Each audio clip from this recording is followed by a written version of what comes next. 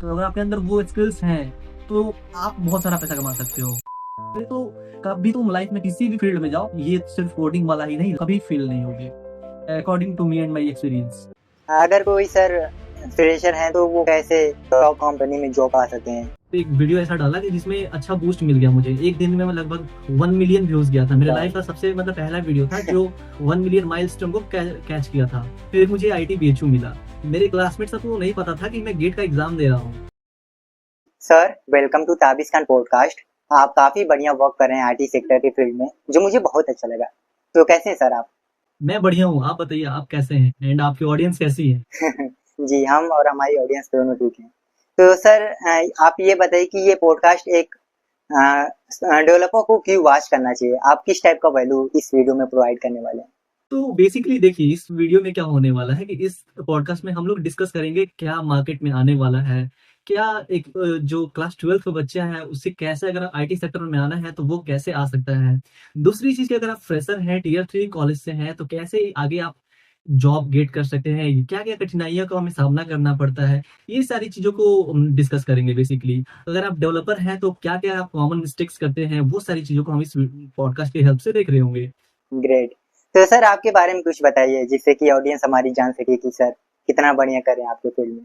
तो बेसिकली मेरा नाम है अंकित पाठक और मैं आईआईटी बीएचयू में पढ़ता हूँ और मशीन लर्निंग मेरा फील्ड है, एमटेक कर रहा हूँ मैं। तो मेरा जो जर्नी है वो स्टार्ट हुआ था बिहार से। बिहार का एक नॉर्मल से कॉलेज, बिहार इंजीनियरिंग से मैंने बीटेक किया था। और मेरा जो स्कूलिंग है वो सीबीएसई बोर्ड से किया था। बेसिकली मुझे टाइम पे मुझे बीटेक तक नहीं करना था। मैंने जेई का एग्जाम दिया और अच्छा परफॉर्मेंस हुआ तो मैं वहां से बीटेक में चला गया। तो मेरे फादर ने सजेस्ट किया। मेरे फादर जो है मेरे लाइफ के बहुत ही बड़े रोल मॉडल रहे हैं हमेशा से। और वो मुझे हमेशा से गाइड किए हैं सही गलत चीज़ों पे कि तुम ये करना चाहिए, ये करना चाहिए। वो मुझे ऐसे नहीं था कि वो थोपते थे मेरे ऊपर, वो था कि मुझे गाइडेंस देते थे कि अगर तुम ये कर सकते हो, इसमें अच्छा कर सकते हो। तो मैंने क्या किया, जेईई का एग्जाम दिया था, जेईई मेंस, वह उसमें कुछ अच्छा परफॉर्मेंस रहा तो मेरा जो एडमिशन है वो बीटेक में हो गया। मैंने भी वहाँ पे थोड़ा सा लॉजिकल सोचा, अगर मैं नॉर्मल बीबीए बीएससी वगैरह करता हूँ तो उसमें मेरा ज्यादा पैसा लगेगा। एंड गवर्नमेंट ऑफ बिहार के चलते मुझे ओनली 40,000 यानी 40,000 रुपये लगा, उसमें मेरा 4 साल का बीटेक हो गया। जो रहने का एक्सपेंस था वो अलग था। तो फिर वहां से ये सारी जो चीजें हैं वो शुरू हुई और फिर उसके बाद से मुझे एमटेक भी नहीं करना था। तो एमटेक करने के लिए मेरी गर्लफ्रेंड थी एक, तो वो मुझे प्रोत्साहित की कि आप जाओ एमटेक करो, आप कर सकते हो ये वो। तो फिर मैंने गेट का एग्जाम दिया, उसमें भी मैं क्वालिफाई हो गया। फिर मुझे आईटी बीएचयू मिला। और इनफैक्ट ये तक था हुआ था कि अब मैं, मेरे क्लासमेट सबको नहीं पता था कि मैं गेट का एग्जाम दे रहा हूँ। मेरा जो बीटेक में डिपार्टमेंट था वो इलेक्ट्रिकल एंड इलेक्ट्रॉनिक्स था। लेकिन मेरा था कि हमेशा से सीएस लेना है, कंप्यूटर साइंस लेना है, कंप्यूटर साइंस में पढ़ना है। शुरू से इंटरेस्ट उसी में था। लेकिन मजबूरी में गवर्नमेंट कॉलेज था तो वही मिला था डिपार्टमेंट। तो उसके बाद से मैं फिर गेट का एग्जाम दिया और 2 बार मैंने गेट का एग्जाम दिया। मैं एक बार थर्ड ईयर में दिया हूँ, फोर्थ ईयर में दिया हूँ। थर्ड ईयर वाले में सबको पता चल गया था कि एग्जाम दे रहा है ये, तो मेरा उससे नहीं निकला। फिर मैंने फोर्थ ईयर वाले में दिया तो किसी को बताया तक नहीं, सबको पता था कि मैं घूमने कहीं गया हुआ हूँ। और मेरा गेट का एग्जाम वो निकल गया। फिर मैंने यहाँ पे बीएचयू में एडमिशन लिया। तो सर ये कंटेंट क्रिएशन के बारे में भी बताइए कि कैसे आपने कंटेंट क्रिएशन के बारे में सोचा? इतना बढ़िया बढ़िया आप कंटेंट बनाते हैं, इसके पीछे क्या वो था, स्टोरी थी, कैसे आपने कंटेंट क्रिएशन के फील्ड में एंटर किया?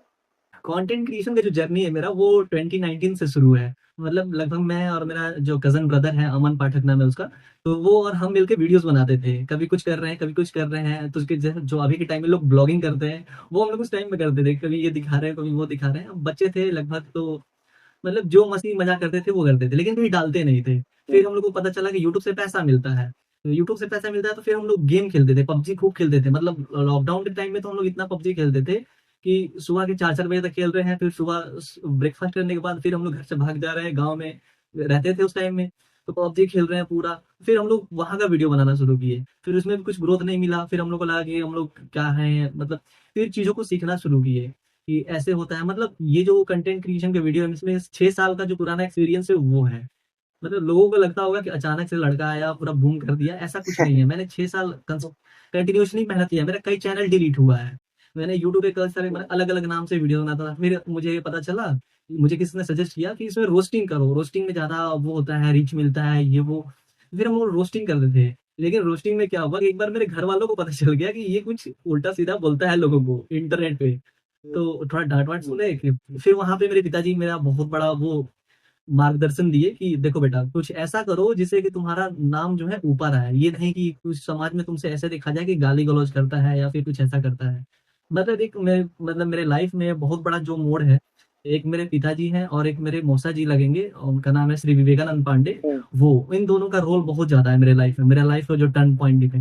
हुँ, हमेशा वो लोग हमें गाइड करता है, कभी भी हमें डिमोटिवेट फील होता है तो हम इन्हीं दो लोग से बात करते हैं कि हमको ऐसा हो रहा है। मेरा कॉलेज खत्म हो गया था, मेरे एडमिशन के बारे में पिताजी को भी नहीं पता था कि मेरा एडमिशन होने वाला है या फिर लेने वाला हूँ मैं।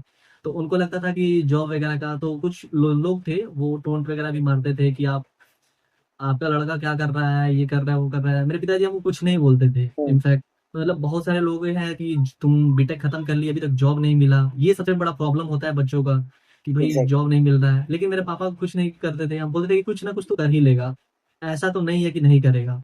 फिर ये जो हुआ कि हमें पता चला कि हम पढ़ा सकते हैं, मेरे पढ़ाने में बहुत मजा आता था। तो जैसे कि मैं अपने क्लासमेट्स को भी पढ़ाता था, या फिर वहाँ पे जब मैं कॉलेज में था तो एक दो बच्चे को भी पढ़ाता था मैं। तो वहाँ से हुआ कि चलो पढ़ा सकते हैं, तो पढ़ा सकते हैं। यूट्यूब वगैरह पे भी मैंने ट्यूटोरियल देखा, तो मुझे लगा कि उससे अच्छा मैं और कर सकता हूँ। मतलब जो ट्यूटोरियल्स थे, उसमें कुछ-कुछ पॉइंट्स मिसिंग थे, या फिर उन लोगों की ऑडियो क्वालिटी सही नहीं है, या फिर जो समझाने का तरीका है वो सही नहीं है। फिर वहाँ से मैंने इसको शुरू किया कि हम पढ़ा सकते हैं, तो मैंने पढ़ाने का जर्नी वहाँ शुरू किया। तो उसके बाद से फिर इंस्टाग्राम पे वगैरह वीडियोज़ वगैरह डालता ही था काफ़ी टाइम से। फिर एक दिन अच्छा मतलब एक वीडियो ऐसा डाला कि जिसमें अच्छा बूस्ट मिल गया मुझे। एक दिन में मैं लगभग 1 मिलियन व्यूज़ गया था। मेरे वाओ! लाइफ़ का सबसे मतलब पहला वीडियो था जो 1 मिलियन माइलस्टोन को कैच किया था। हुँ, तो वहाँ से फिर जो चीज़ें थी वो कंटिन्यूअसली होते गईं। अभी फिर बीच में थोड़ा-सा मेरे घर में शादी वगैरह था तो बीच में बंद था, लेकिन फिर आगे टाइम से मतलब सितंबर शुरू हो गया है, तो 2-3 तारीख से स्टार्ट कर दूँगा। तो सर ये बताइए कि अगर जो स्टूडेंट जस्ट 12th पास किए हैं, उनके लिए आपकी क्या फुल रोड मैप होगा? वो कैसे आईटी सेक्टर में एंटर कर सकते हैं? उन्हें कैसे नीश सेलेक्ट करना चाहिए? क्योंकि कई स्टूडेंट कन्फ्यूज़ होते हैं कि इसमें जाऊँ वेब डेवलपमेंट में या एंड्रॉयड में या आईओएस में या अब भी बहुत सारी टेक्नोलॉजी है जैसे कि नया प्रॉम्प्ट इंजीनियर आया है। बट वो कैसे आइडेंटिफ़ाई करें कि मुझे इस फील्ड में जाना चाहिए?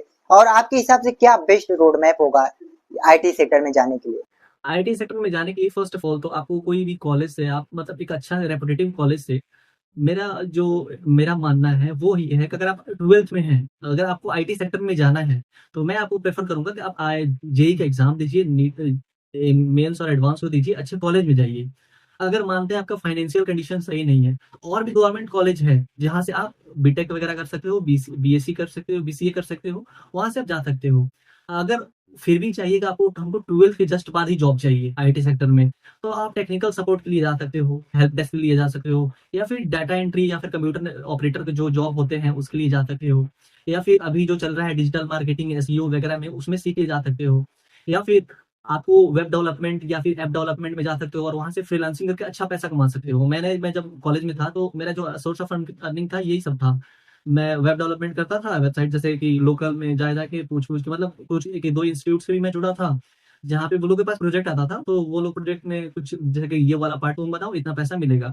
ऐसा करके कुछ-कुछ हम लोग वहाँ से अर्निंग किए थे। या फिर आप सीधे ये क्लाउड और नेटवर्किंग टेक्नीशियंस बन जाइए वहाँ से, जैसे कि आप एक सीसीएनए का कोर्स होता है जो सिस्को कराता है, ठीक है? अभी अगर आप सीसीएनए का कोर्स करा हो रहा है बीपार्ट से, ठीक है? बीपार्ट पटना में है। वहाँ से आप इंटरनेट वगैरह पे सर्च करिएगा तो और भी डिटेल्स मिल जाएँगे। तो वहाँ पे वो फ्री ऑफ कॉस्ट करा रहे हैं, आपको रहने-खाने सबका दे रहे हैं।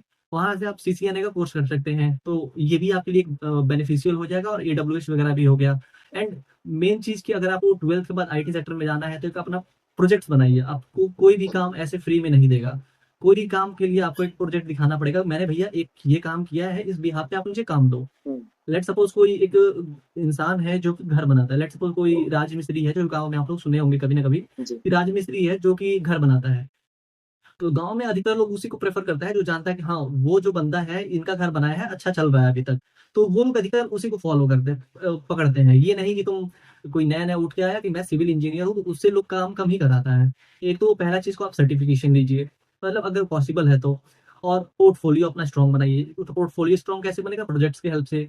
जब आपका प्रोजेक्ट स्ट्रॉन्ग रहेगा तो आपको इंटर्नशिप और फ्रीलांसिंग मिल सकता है। तो और आपके पास इंटर्नशिप और फ्रीलांसिंग मिलने लगेगा, तो आपके पास सोर्स ऑफ अर्निंग भी हो जाएगा और आपका नेटवर्क भी बनेगा। जब आपका नेटवर्क बनेगा तो वहाँ से आपका ये जो जॉब का है वो ऑटोमैटिकली आने लगता है। और दूसरा चीज़ की कम्युनिकेशन स्किल अच्छी होनी चाहिए। आपका इंग्लिश जो है थोड़ा-सा अच्छा होना चाहिए, कॉर्पोरेट में यही सब चलता है। जैसा कि सर आपने बताया कि 12th के बाद आईआईटी जेईई की प्रिपरेशन करनी चाहिए, फिर उसके बाद हम बीटेक कंप्यूटर साइंस से कर सकते हैं। और जो लोग थोड़ा ऊपर लेवल पे पहुंच चुके हैं, जिन्होंने जस्ट नॉर्मल ग्रेजुएशन किया, बीए बीएससी या कोई भी चीज, तो वो क्या बिना आईटी सेक्टर डिग्री के, फॉर एग्जांपल बिना बीटेक कंप्यूटर साइंस के या बीसीए के, बिना कोई आईटी सेक्टर में एंटर कर सकते हैं? हाँ, बिल्कुल जा सकते हैं अगर आपके पास स्किल्स हैं। पहली चीज़ जो है कि आपके पास एक डिग्री होना चाहिए। मोस्ट ऑफ द जो कंपनीज़ हैं, अभी के टाइम में क्या है कि थोड़ा बहुत कुछ डिग्री माँगते हैं, कुछ नहीं माँगते हैं। जो स्टार्टअप्स हैं, वो आपसे डिग्री नहीं माँगेंगे, आपका स्किल्स माँगेंगे, प्रोजेक्ट्स माँगेंगे। लेट्स सपोज़ कि आप एक बच्चे हो जो कि मैकेनिकल डिपार्टमेंट से हो या फिर सिविल डिपार्टमेंट से हो या फिर इलेक्ट्रिकल से हो। हम्म। लेकिन आपका ये है कि मुझे आईटी सेक्टर में जाना है। एक तो बाय चॉइस आता है लोगों के अंदर, जैसे मेरे अंदर था। दूसरा क्या आता है कि भाई फाइनेंशियल कंडीशन, हो सकता है कि इलेक्ट्रिकल में जॉब कम हो, पैसा कम मिलता है। बाकी डिपार्टमेंट में एज़ कंप्यूटर साइंस, अगर आप अच्छे कॉलेज से नहीं करते हो तो। तो पहला चीज़ तो आप चीज़ों को सीखिए। चीज़ों को सीखिए, उसके ऊपर प्रोजेक्ट्स बनाइए और चीज़ों को सीखिए। ये नहीं कि हम सीख रहे हैं एचटीएमएल, सीएसएस, जावास्क्रिप्ट जो कि 10-11 साल पहले चलता था। अब जो नया चीज़ें हैं, जैसे कि आप वेब डेवलपमेंट के साथ एआई को इंटीग्रेट कर रहे हैं, उन सारी चीज़ों को सीखिए और वहाँ से प्रोजेक्ट्स बनाइए, अपने रिज़्यूमे में ऐड कीजिए, पोर्टफोलियो में डालिए, लिंक्डइन पे पोस्ट कीजिए, तो कोई ना कोई रिक्रूटर आपसे दिखेगा। आप बहुत सारी कंपनी में ऑफ कैंपस में अप्लाई कीजिए, ऑन कैंपस में अगर नहीं होता है तो ऑफ कैंपस में अप्लाई कीजिए। अगर आपके पास कोई जान पहचान का है, अभी तो मोस्ट ऑफ द लोगों की जान पहचान में कोई ना कोई मिल ही जाता है जो कॉर्पोरेट में काम करता है।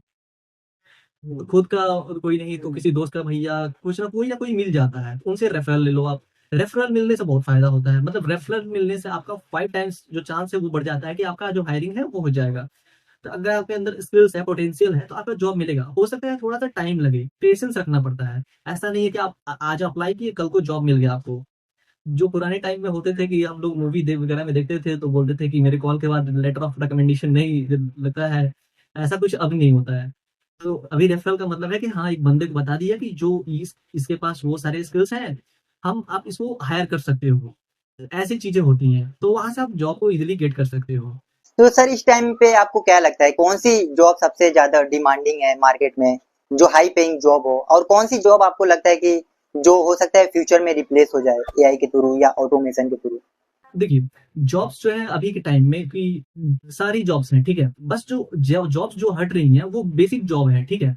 जो कि बेसिक बेसिक सा जॉब है, जैसे कि जो हेल्प डेस्क वाले हो गए, टेक्निकल सपोर्ट वाले हो गए, वो सारी जो जॉब्स हैं, वो हट रही हैं, ठीक है? अगर आपके पास स्ट्रॉन्ग फाउंडेशन है, आप चीज़ों को अच्छे से सीखते हो, तो आपको कोई मार्केट से नहीं हटाएगा। लेकिन वहाँ पे बचने के लिए आपको क्या करना होगा, नए-नए टेक्नोलॉजीज़ को सीखना होगा, ठीक है? जैसे कि आपको कोई भी नया टेक्नोलॉजी आता है, आपके फील्ड से रिलेटेड, तो फटाक से आप क्या करो, उसमें एनरोल कर दो, मतलब उसको सीख लो, ठीक है? अगर वो पॉसिबल हो, तो उसका सर्टिफ़िकेशन ले लो। अभी के टाइम में जो मार्केट में चल रहा है, वो एआई, एमएल हो गया, ठीक है? मशीन लर्निंग हो गया, डाटा इंजीनियरिंग हो गया, डाटा साइंस हो गया, क्लाउड इंजीनियरिंग हो गया, डेवऑप्स हो गया, डेवऑप्स का नाम काफ़ी सुनते होंगे आजकल। साइबर सिक्योरिटी में स्पेशलाइज़ेशन करते हो, तो उसका भी है।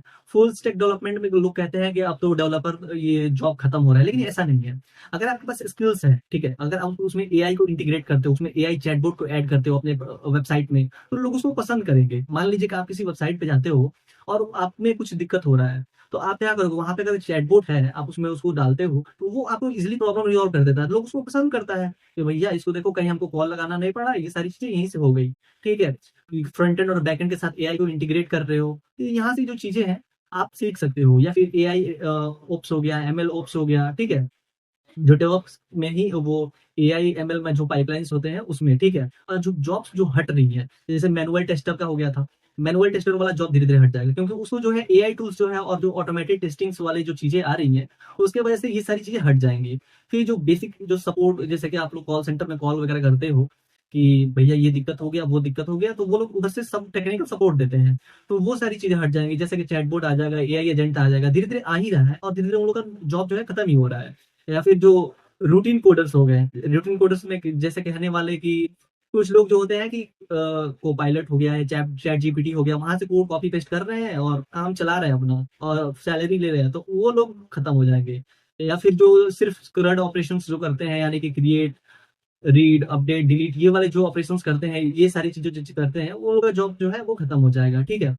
और बात रहा, क्या एआई हमारा जॉब खत्म कर देगा? तो ऐसा नहीं है, ठीक है? एआई जो है आपका जॉब कंप्लीटली खत्म नहीं करेगा। बस उन लोगों को रिप्लेस कर दे रहा है जो कि जिनके पास लो स्किल्स हैं, ठीक है? तो जो लोगों के मन में बैठ गया है कि एआई हमारा जॉब खा जाएगा, वैसा कुछ नहीं है।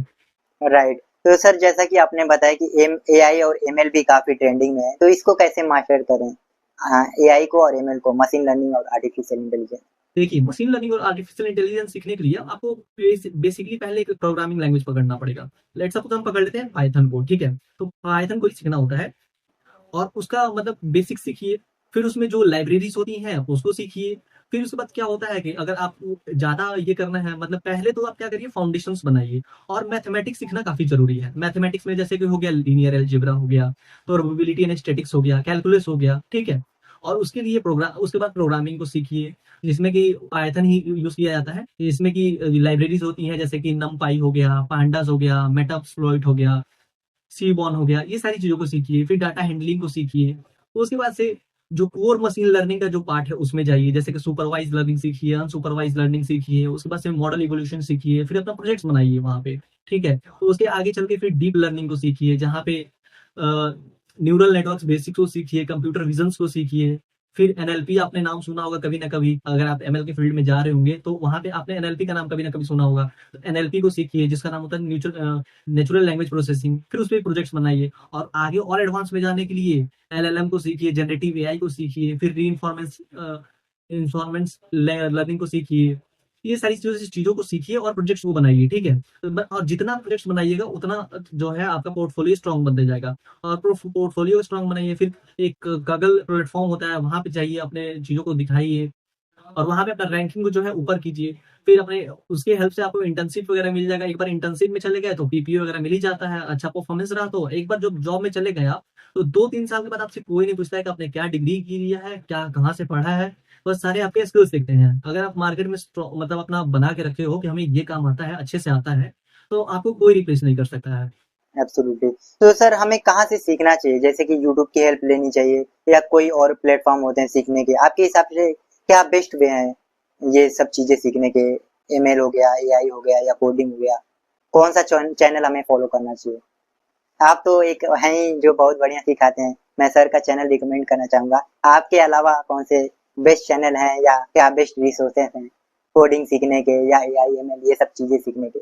मेरा जो लर्निंग का प्रोसेस था वो ऐसा था कि मैं एक चीज़ को उठाता था। लेट्स सपोज़ मुझे पाइथन को सीखना है, तो मैं पाइथन को तब तक सीखते रहता था जब तक मुझे क्लियर ना हो जाए, ठीक है?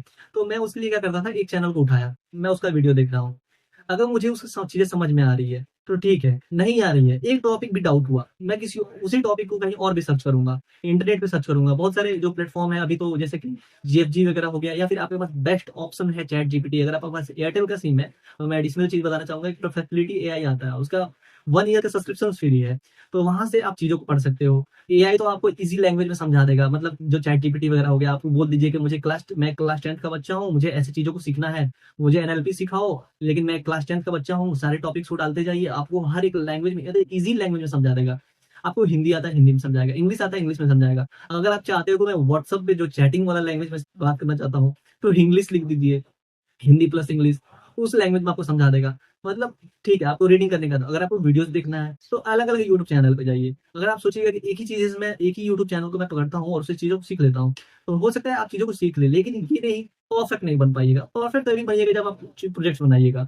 तो आप कोई भी चैनल को उठा सकते हो जहाँ से आपको समझ में आए। लेट्स सपोज़ मैं सजेस्ट कर देता हूँ, कोई भी चैनल, लेट्स सपोज़ मैं कोड विथ हैरी भैया का सजेस्ट कर देता हूँ, ठीक है? मैं काफ़ी अच्छा पढ़ाते हैं वो, मैं उनका ये नहीं कर रहा हूँ, मैं एक एग्ज़ाम्पल दे रहा हूँ कि कोड विथ हैरी भैया का मैं बोल देता हूँ। और कोई बच्चा है जो वो सीधे चीज़ों को प्रैक्टिकली समझाते हैं, प्रोजेक्ट बना के समझाते हैं, या फिर सीधे वो कोड वगैरह करके समझाते हैं। और किसी बच्चे को जो है वो शुरू से टॉपर टाइप का रहा है, उसको चाहिए कि हर एक चीज़ों को इन डेप्थ देखना है। तब वो कहेगा कि नहीं, कोड विथ हैरी भैया जो है अच्छा नहीं पढ़ाते हैं, वो अपना कॉलेज पे जा रहा है। फिर अपना कॉलेज वाली जो श्रद्धा दीदी हैं, वो कुछ ऐसा पढ़ा रही हैं कि मतलब उसको वो अच्छा लग रहा है, किसी को कोड विथ हैरी भैया का अच्छा लग रहा है। मतलब जहाँ से मेरा मानना ये होता है कि आप जहाँ से चीज़ों को सीख सकते हो, वहाँ सीखो। जब मैं मेरा लर्निंग टाइम था, मैं देखता था कोड विथ हैरी भैया का, एक ही टॉपिक। जब मैं फर्स्ट ईयर में जब गया था तो सी लैंग्वेज था, तो मैं कोड विथ हैरी भैया का देखा था। फिर एक ये अपना कॉलेज वाली जो श्रद्धा दीदी हैं, उनसे सीखा था। और भी मतलब किसी का वीडियो मुझे मिल जाता था, वो टॉपिक देख के उठा के देखने लगता था मैं। मतलब कुछ तो नया सीखने को मिलेगा। अगर आपके पास टाइम है तो, टाइम नहीं है तो कहीं से मतलब एक पार्टिकुलर पकड़िए कि हाँ भैया, पहले तो आप इंटरनेट पे सर्च करिए। लेट सपोज आपको डाटा साइंटिस्ट बनना है। डाटा साइंटिस्ट में क्या है कि आपको उसके सारे टॉपिक्स ढूंढ लिए, और टॉपिक्स को ढूंढने के लिए मैं सबसे बेस्ट रिकमेंड करूंगा road map dot S H.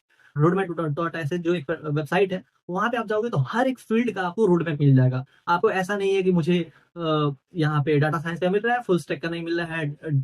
आपको कोई भी नया टेक्नोलॉजी आता है, कोई भी नया वो जो है मार्केट में आता है, तो उसका जो रोड मैप है वहाँ पे इजीली मिल जाता है। वहाँ पे उसको खोलिए, हर एक टॉपिक को एक नोटबुक में लिस्ट कर लीजिए, या फिर वहीं से कॉपी पेस्ट करिए और उसको हर एक टॉपिक को लिख लीजिए, और किसी एक पार्टिकुलर चैनल पे डालिए कि हाँ भैया ये सारी टॉपिक, किसी का प्लेलिस्ट खोलिए, उसमें देखिए हर एक टॉपिक है कि नहीं है।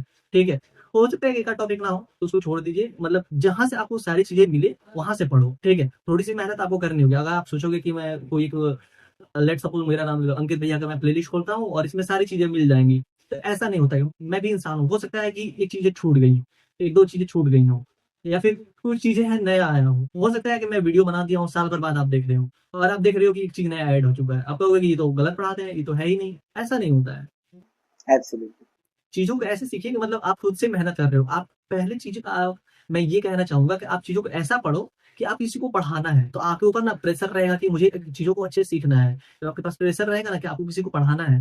किसी को कोई नहीं मिलता है ना, तो खुद को पढ़ाओ, ठीक है? या फिर किसी को पकड़ लो, उसको ज्ञान देते रहो। मतलब आज के टाइम में लोग कहता है कि ज्ञान दे रहा है बहुत, ऐसा नहीं है। किसी को दोस्त को पकड़ो, उसको ज़बरदस्ती पढ़ाओ। वो कुछ ना कुछ सीखेगा, उसको लाइफ में कंट्रीब्यूशन होगा, लेकिन उससे ज़्यादा कंट्रीब्यूशन आप में होता है। हमारे में कहावत है कि हम लोग जानते ही हैं कि कहावत है कि अगर आप शिक्षा बाँटते हो तो शिक्षा और बढ़ती है, करेक्ट। विद्या और बढ़ती है। तो इस अप्रोच को आप फ़ॉलो करो। एग्जैक्टली। तो सर जैसा कि आपने परप्लेक्सिटी के बारे में बताया तो मुझे इसका याद आ गया कि जेमिनाई भी कॉलेज स्टूडेंट को फ्री 1 ईयर के लिए सब्सक्रिप्शन फ्री मिल रहा है। मतलब कि अगर कोई कॉलेज स्टूडेंट है तो वो अपना आईडी कार्ड वगैरह फिलअप करके 1 ईयर का सब्सक्रिप्शन फ्री पा सकते हैं, जहाँ पर काफ़ी वीडियो जनरेट काफ़ी सारे यूज़ कर सकते हैं जेमिनाई का यूज़ करके हम। हाँ, देखिए क्या है ना कि बहुत सारे लोगों को अलग-अलग पसंद है। जैसे मुझे पर्सनली ना चैट जीपीटी बहुत ज़्यादा पसंद है, ठीक है? हम्म, और जैसे परप्लेक्सिटी आ गया है तो वहाँ पे बहुत सारे जो मॉडल्स हैं वो मिल जाते हैं, और जेमिनी को मैं बहुत कम यूज़ करता हूँ। हम्म, क्योंकि जब मैं शुरू टाइम में जब यूज़ करता था, जेमिनी कभी-कभी गलत आंसर भी दिया है। तो वहाँ से थोड़ा ट्रस्ट वाला इश्यू आ गया था, उसकी वजह से हम हमेशा से ही चैट जीपीटी पे ही फिक्स थे। हम्म, हम लोग ये जो कॉलेज टाइम में ही से ही यूज़ करते हैं, मतलब जब मैं बीटेक में था तभी से चैट जीपीटी को यूज़ करता था। एग्ज़ाम से एक रात हम लोग पहले क्या करते थे कि कोई बहुत हार्ड सब्जेक्ट है, टॉपिक समझ में नहीं आ रहा है, तो उसको ऐसे हम लोग प्रॉम्प्ट डालते थे कि जैसे हम लोग का प्रॉम्प्ट डालने का स्टाइल भी मतलब बच्चों जैसा था कि I am student of class 10th, please explain me this topic in English and in local language.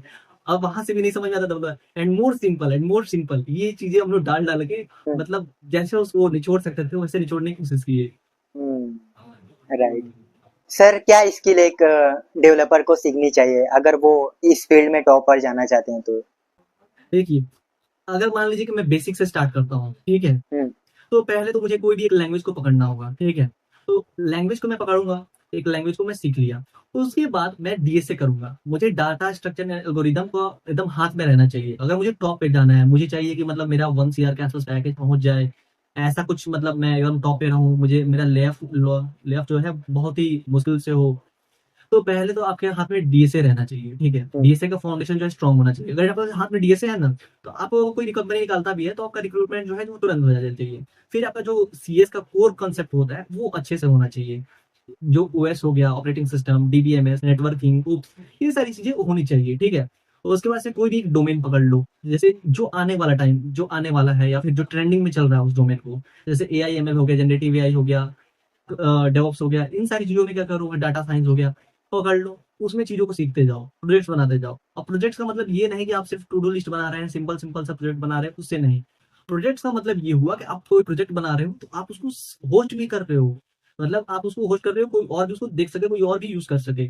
और प्रोजेक्ट्स में हमेशा ये रखना चाहिए कि मतलब दूसरों से अलग, कि मैं अलग क्या कंट्रीब्यूट कर रहा हूँ, कि मैं मेरा जो प्रोजेक्ट है बाकियों से कैसे अलग है। मैं एक रियल लाइफ़ प्रॉब्लम को कैसे सॉल्व कर पा रहा हूँ। अगर वो चीज़ें, वो अप्रोच आपके अंदर होगा तो ज़रूर आप में आगे बढ़ोगे।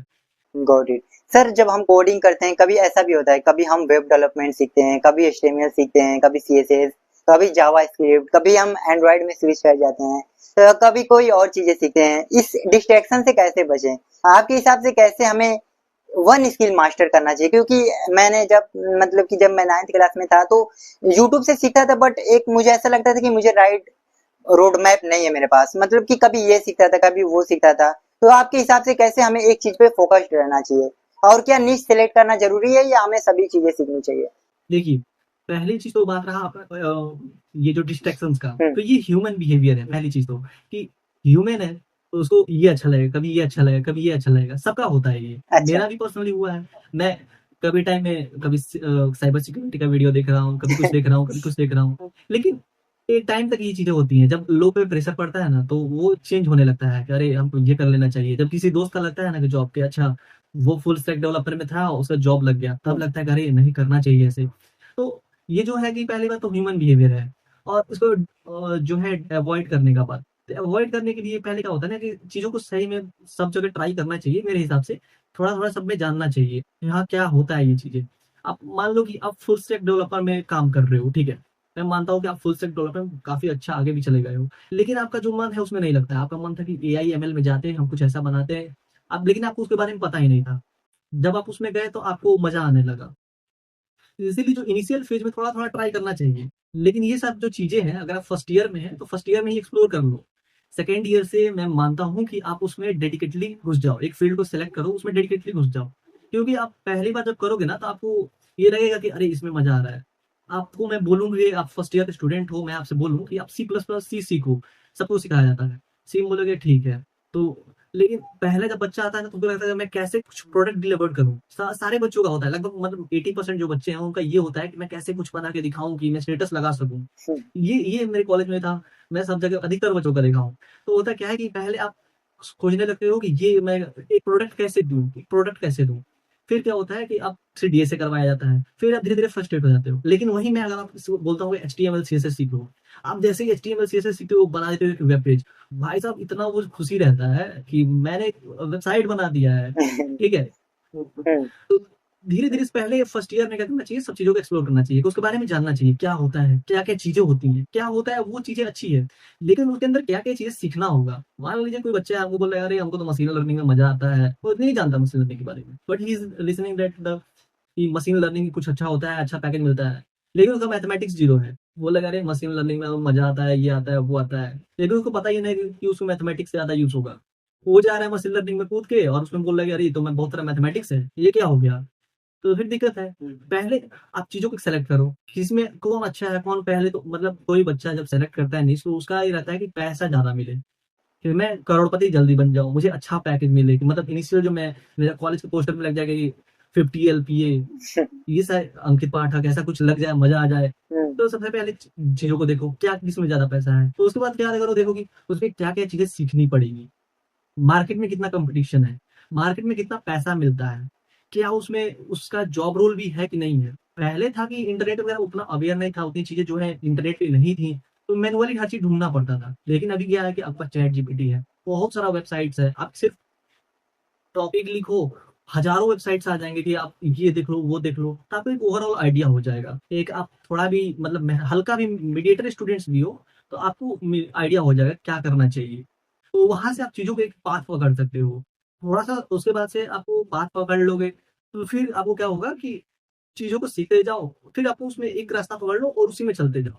और मैं एक रूल मानता हूँ, ठीक है? कि आप दिन भर फ़ोन चलाओ, मुझे उससे मतलब नहीं। एक 2 आवर रूल होता है, ठीक है? जिसमें आप क्या करोगे 2 घंटे के लिए अपना फ़ोन वगैरह जो है मतलब सोशल मीडिया बेसिकली ऑफ कर दोगे। अगर आप बहुत सारे फ़ोन्स में आता है फ़ोकस मोड ऑन कर दोगे तो वहाँ से क्या होगा कि चीज़ें जो हैं वो बंद हो जाएँगी, वो पार्टिकुलर एप्लीकेशन खुलेगा नहीं, ठीक है? तो 2 घंटे के लिए बस वो उस एप्लीकेशन को बंद कर दो, 2 घंटे तुम अपने लाइफ़ का रखो कि हमको जीवन दिन में 2 घंटे बस काम करना है, 2 घंटे बस पढ़ना है, ठीक है? और थोड़ा-सा सोशल मीडिया पे वो हटना पड़ेगा। सोशल मीडिया में बहुत सारे जो लोग होते हैं मीम्स पेज को मतलब 1-1 हज़ार बस मीम पेज को फ़ॉलो करके रखे हैं। ठीक है, आप मीम पेज को फ़ॉलो करिए, लेकिन थोड़ा-सा टेक जिस फ़ील्ड में आप हैं, उस फ़ील्ड का भी थोड़ा टेक वाला जो चैनल है उसको सब्सक्राइब करके रखिए, फ़ॉलो करके रखिए। थोड़ा मोटिवेशनल चैनल को रखिए, थोड़ा-सा इसे को रखिए, सब्सक्राइब करके रखिए जो आपको टेक न्यूज़ देता हो, कि भाई मार्केट में क्या चल रहा है, क्या टेक्नोलॉजी आया, इन सारी चीज़ों पे। थोड़ा-सा मैं कहता हूँ कि बेड पे कोडिंग नहीं करना चाहिए। बेड पे कोडिंग करोगे तो आप थोड़ा-सा आलसी हो जाओगे। थोड़ा-सा एक टेबल अगर आपके पास पॉसिबल है, तो टेबल पे करो। अच्छा सर, जैसा कि आपने बताया एआई और एमएल काफ़ी डिमांडिंग है। इस टाइम पे एआई और एमएल का काफ़ी क्रेज़ है, काफ़ी डिमांड में है। तो इसके लिए क्या मैथमेटिक्स का स्ट्रॉन्ग होना ज़रूरी है, या बेसिक मैथ का भी हम यूज़ करके एआई और एमएल सीख सकते हैं? एमएल को सीखने के लिए आपको मैथमेटिक्स पढ़ना ज़रूरी है, थोड़ा-सा डीप में जाना पड़ेगा। वो ज़्यादा डीप भी नहीं रहता है, आप अगर आप 11th-12th का मैथमेटिक्स कर लेते हो तो सफिशिएंट है। वो भी सारी चीज़ों को नहीं करना है, बस एक पार्टिकुलर कुछ-कुछ टॉपिक्स हैं, बस उसी को करना है। आपने क्या मिस्टेक की अपने मतलब डेवलपर की जर्नी में, डेवलपमेंट में की जर्नी में क्या मिस्टेक की जो आपको लगता है कि जो मिस्टेक एक डेवलपर को नहीं करनी चाहिए? मेरा जो मिस्टेक्स था मतलब बहुत सारे मिस्टेक्स थे। एक तो मैं कंसिस्टेंट नहीं रहता था। मेरा जो पहला जो ये मेन प्रॉब्लम था कंसिस्टेंसी का। मैं मतलब कि 4-5 दिन करता था, बीच में ब्रेक ले लिया, फिर थोड़े दिन बाद कर रहा। तो उससे क्या होता था ना सिंटैक्स का दिक्कत हो जाने लगता था, थोड़ा टाइपिंग स्पीड का भी दिक्कत हो जाता था और भी बहुत सारी प्रॉब्लम्स होने लगती थी। फिर मैं क्या करता था कि कभी इस फील्ड में, कभी उस फील्ड में, सब जगह पे ट्राई करता था। फिर कभी कोई बोल दिया कि तुम गेट के लिए पढ़ाई करना शुरू कर दो, तो कभी गेट के लिए पढ़ाई करना शुरू कर देता था। कभी-कभी मन करता था कि बहुत सारे जो इंजीनियर हैं वो आईएएस बनते हैं, तो सिविल सर्विसेज़ का भी तैयारी करना शुरू कर देता था। मतलब मैं भी बहुत ज़्यादा डिस्ट्रैक्ट हुआ हूँ। हुँ। तो फिर जैसे कि डेवलपमेंट की जर्नी की बात करूँ, तो कभी मैं इस फील्ड में जाता था, कभी उस फील्ड में जाता था। जो बहुत सारे बच्चे करते हैं, वो भी सेम गलती मैंने भी किया है। फिर एक टाइम के बाद एक पार्टिकुलर फील्ड को पकड़ा, तो उसमें करते गया एंड मेरा जो ये था प्रॉब्लम था कि मैं सोचा था कि मैं डीएसए पढ़ लिया हूँ, प्रॉब्लम तो सॉल्व तो हो ही जाएगा। लेकिन यही मेरी सबसे बड़ी भूल थी। अगर आप डीएसए करते हो, तो साथ में प्रॉब्लम्स करते रहो, मतलब डीएसए के क्वेश्चन सॉल्व करते रहो। मेरे दिमाग में क्या था कि मैं ऐसे कॉलेज में था, जहाँ पे डीएसए का मतलब बस ये आपको एग्ज़ाम पास करना है और उतना अवेयर भी नहीं थे हम लोग। तो डीएसए आपको क्या करना है, डीएसए और प्रोजेक्ट्स बनाते रहना है। और क्या था कि मेरे टाइम में कि मैंने एक और बड़ी गलती करी थी कि मैं सर्टिफ़िकेट बट कलेक्ट करता था कि मेरे पास ओह! इतने सर्टिफ़िकेट्स हो गए और प्रोजेक्ट्स पे कम ध्यान दिया था। तो ये मेरा सबसे बड़ा डिमेरिट था। तो अगर आप जैसे आपको जॉब लेना है, तो आप प्रोजेक्ट्स पे ज़्यादा फ़ोकस कीजिए as compare to certificate. Certificate थोड़ा कम भी रहेगा चलेगा, अगर आपका प्रोजेक्ट बढ़िया है, तो जॉब आराम से ले सकते हो। मैंने भी सेम गलती किया था। प्रोजेक्ट्स पे थोड़ा कम ध्यान देता था और इस पे सर्टिफ़िकेट बटोरने में ज़्यादा ध्यान देता था। और दूसरी गलती मैंने क्या किया था कि मैंने जान गया था एआई के बारे में कि कुछ-कुछ एक्सटेंशंस थे जैसे टैब 9 हो गया, ब्लैक बॉक्स हो गया, गिटहब कोपायलट हो गया। खैर गिटहब कोपायलट तो नया आया है, ये सारी चीज़ें पहले से थी। तो मैंने क्या किया था उसको अपने वीएस कोड के अंदर इंटीग्रेट कर दिया था। और क्या करता था बस एक लाइन कोड लिखता था, कमेंट लिख देता था और वो जो है कोड जनरेट कर देता था। ये मेरी लाइफ़ की सबसे बड़ी गलती थी। तो लेकिन एक टाइम के बाद रियलाइज़ हो गया ऐसा नहीं करना है। मतलब अगर आपको चीज़ों को सीखना है, आगे बढ़ना है, तो ये सब मत करिए। क्योंकि बहुत सारे डेवलपर हैं जो ये सारी चीज़ें यूज़ कर रहे हैं और बहुत सारी कंपनीज़ है जो सिर्फ़ जानती है। एक ही आप ही स्मार्ट नहीं हो कि आप डाल दिए और चीज़ों को कर लिए, ठीक है? तो ये सारी चीज़ें हमने गलती किया था कि मैं एक्सटेंशंस को यूज़ करता था ज़्यादातर एज़ कम्पेयर टू मैं मैनुअली कोड लिखने के बजाय। ठीक है, आपका एक्सपीरियंस हो गया, आप जॉब में चले गए हैं, तब ये सारी चीज़ें यूज़ कीजिए। लेकिन अगर आप चीज़ों को सीख रहे हो, तो एक्सटेंशंस और ये जो कॉपी पेस्ट वाली चीज़ें हैं, बिल्कुल भी अवॉइड करना है। मतलब उस पे ध्यान मतलब गलती से भी नहीं छूना है। मतलब ऐसा मान के चलता है कि वो मेरा दुश्मन है भाई, उसको उसको छुएँगे हम बर्बाद हो जाएँगे, ऐसा मान के चलो, ठीक है? अगर आपको चीज़ों को सीखना है और उसमें मार्केट में जाना है तो। एग्ज़ैक्टली। और सर ये कॉपी पेस्ट वाली चीज़ें आगे चल के डेवलपर के लिए काफ़ी मतलब कि वो होगा, प्रॉब्लम क्रिएट कर सकती है, क्योंकि ऑटोमेशन, एआई ये सब चीज़ें तो कॉपी पेस्ट वेरी इज़िली कर सकते हैं। और जो पर्सन अपना माइंड यूज़ कर रहा है, लॉजिक यूज़ कर रहा है, उन लोगों को आई थिंक मतलब ऑटोमेशन या एआई को रिप्लेस करना काफ़ी डिफ़िकल्ट होगा। तो मुझे ऐसा लगता है कॉपी पेस्ट आपने बहुत बढ़िया बताया कि कॉपी पेस्ट करके हम आईटी सेक्टर में जाना चाहते हैं, लेकिन वो इतना मतलब कि डिमांडिंग नहीं है। हमें मतलब कि अच्छे लेवल पे अगर जाना है तो हमें अपने आप को अपडेटेड रखना होगा, नई-नई चीज़ें सीखनी होगी और हमें अपना माइंड ज़्यादा यूज़ करना होगा ना। ये कॉपी पेस्ट वाली चीज़ें तो रिप्लेस हो सकती है ना, आपको क्या लगता है? जी, कॉपी पेस्ट अगर आप करते हो तो आप 99% मान के चलो आपका जॉब नहीं लगने वाला है। मेरा मतलब मानना ये है अकॉर्डिंग टू मी कि अगर आप कॉपी पेस्ट करते हो, एक्सटेंशंस यूज़ करते हो सकता है आप एक्स्ट्रा ऑर्डिनरी हो, आपका लक अच्छा हो हो भी सकता है। लेकिन अगर ये सारी चीज़ें करते हो तो आपका जॉब नहीं लगेगा क्योंकि आपको आदत रहेगा कि भैया मैं सीधे जाऊँ कमेंट लिखूँ और मेरा ये हो जाए। और जो कंपनी जो है मान लीजिए कि हैकर रैंक पे आपका टेस्ट लिया। हैकर रैंक पे तो वो सुविधा नहीं हुँ, है कि आप जा रहे हो, वहाँ पे कमेंट लिख रहे हो, वो सारी चीज़ें हो जा रही हैं। या फिर हैकर रैंक पे ये सुविधा तो नहीं है आपका जो कोड है ऑटोमैटिकली फॉर्मेट हो जा रहा है। जैसे कि आप वीएस कोड में कोडिंग करते होंगे या फिर कोई भी अदर अदर एक्सटेंशंस में तो क्या है कि ऑटोमैटिकली जो कोड है वो फॉर्मेट हो जाता है। लेकिन उसमें आपको हैकर रैंक में, लीड कोड में भी थोड़ा सा देता है कि आप चीजों को बस फॉर्मेट कर सकते हो, ठीक है, एक जगह को मतलब कोड को मतलब एक तरीके से सजा सकते हो। लेकिन जीएफजी हो गया, हैकर रैंक हो गया, ये सारी चीजें नहीं देती हैं, तो आपको आदत रहेगा कि भैया ये हो नहीं रहा है। ये चीजें मैंने फेस किया है, तो इसलिए मैं अपने एक्सपीरियंस से बता रहा हूँ। जब टेस्ट होते हैं तो वहां पे आप सोचोगे कि अरे ये तो थोड़ा फॉर्मेट रहता तो अच्छा लगता। फिर आप सिंटेक्स ढूंढने लगते हो कि कहाँ करली ब्रेसेस मैंने लगाया है। अगर सी प्लस प्लस या फिर पाइथन वगैरह जावा वगैरह में करते हो, तो फिर आप सिंटेक्स ढूंढने लगोगे कि अच्छा यहाँ पे बंद किया है, यहाँ पे ओपन किया है। तो ये सारी चीजें सिंटेक्स का बहुत बड़ा दिक्कत होने लगता है। मानता हूँ मैं कि आप बहुत तेज हो, ठीक है, मैं मानता हूँ बहुत तेज हो आप, आपको हर एक लाइन ऑफ कोड पता है कि क्या क्या डालना है, क्या क्या करना है। लेकिन अगर आपको सिंटेक्स में ही गड़बड़ हो जाए तो फिर आप कोड को रन कराओगे तो एरर थ्रो करेगा ही। ठीक है, तो इसीलिए इन सारी चीजों को अवॉइड करना है, और कॉपी पेस्ट तो बिल्कुल भी नहीं करना है। सर मैं चाहूंगा कि आप थोड़ा डीएसए को ब्रेक डाउन कीजिए, क्यों एक डेवलपर को डीएसए सीखना चाहिए, इसके क्या इंपॉर्टेंस है। डीएसए मतलब समझिए कि आपका ही हाथ पैर है, ठीक है। मान लीजिए कि लेट सपोज आप एक डाटाबेस में काम करते हो, ठीक है, मैं मान लेता हूँ आप एक डाटाबेस में आपकी जॉब लग गई है, वहां पे आप काम करते हो। या फिर डाटाबेस को हटाओ, मान लीजिए आपके पास एक लाइब्रेरी है, बहुत बड़ी लाइब्रेरी है, ठीक है। जैसे कि सेंट्रल लाइब्रेरी आपने देखा ही होगा, बहुत जगह पे लाइब्रेरी बहुत सारी होती हैं। अभी का लाइब्रेरी का मतलब चेंज हो चुका है कि मतलब लोग जहाँ पढ़ते हैं वो लाइब्रेरी है, लेकिन पुराने टाइम के हिसाब से देखिए कि जहाँ बुक्स रखती थी वो लाइब्रेरी है हमारी, ठीक है। राइट। तो आपको मैं क्या करता हूँ कि आपको बोलता हूँ कि आप जाओ फिजिक्स का बुक मुझे निकाल के दे दो, ठीक है। तो अगर आपको पता होगा, आप चीजों को सही से अरेंज करके रखोगे, तो आपको पता होगा कि हाँ भैया ये मेरा लाइब्रेरी है, इसमें मैं राइट साइड कॉर्नर में जाऊंगा तो वहां पे मुझे फिजिक्स का डिपार्टमेंट दिख जाएगा, और उसमें मैं पीछे वाले में जाता हूँ तो मुझे क्लास 12 तक की फिजिक्स की बुक मिलेंगी, उससे पहले आता हूँ तो मुझे ग्रेजुएशन की फिजिक्स की बुक मिलेंगी, और जो भी पब्लिकेशन होगा और आराम से अरेंज करके रखोगे, ठीक है। तो वहां से अगर मैं आपसे बोलूं कि मुझे एस टेंथ का क्लास 12 का फिजिक्स का बुक चाहिए, आप जाओगे इजीली निकाल के लाके मुझे दे दोगे, क्योंकि आपने उसको सॉर्टिंग फॉर्म में रखा हुआ है। वही काम जो है हमारा डीएसए करता है। मान लीजिए हमारा जो सिस्टम है, कंप्यूटर है, वो एक उसके अंदर कुछ मेमोरीज है। मेमोरी जो है वो, अब जैसे कि मेमोरी है उसका कुछ ना कुछ चीजें हैं, ठीक है, एड्रेस है, सब कुछ है। तो मान लीजिए कोई आप डाटा रखते हो, तो डाटा हो सकता है कि एक डाटा यहाँ है तो दूसरा डाटा कहीं और होगा, किसी और लोकेशन पे होगा, ठीक है। तो अगर आप डाटा को फॉर्मेट करके नहीं रखोगे तो आपको उस डाटा को ढूंढने में ज्यादा टाइम लगेगा, ठीक है। अगर आप डाटा को एक सही वे में स्टोर नहीं करोगे तो स्पेस भी ज्यादा लगेगा, ठीक है। एग्जैक्टली। तो बेसिक मैं अगर एग्जांपल दूं डीएसए का, तो ऐसे कह सकते हैं कि मतलब चीजों को हमें अरेंज करने के लिए, मतलब अच्छे से रखने के लिए, या फिर उसको तुरंत निकालने के लिए, उसको प्राइवेट रखने के लिए, कि मतलब हो सकता है मान लीजिए कि अभी वैसे मेरा डीएसए का टॉपिक चल रहा था, मैं उस पढ़ा रहा था यूट्यूब पे। तो उसमें मैंने पढ़ाया एब्स्ट्रैक्शंस को, इनकैप्सुलेशन को। तो ये सारी चीजें जैसे यूज की जाती हैं कि भैया जो तुम्हें जरूरी डाटा है बस वही दिखाया जाए, बैकएंड में क्या हो रहा है वो सब चीजें ना दिखाई जाए।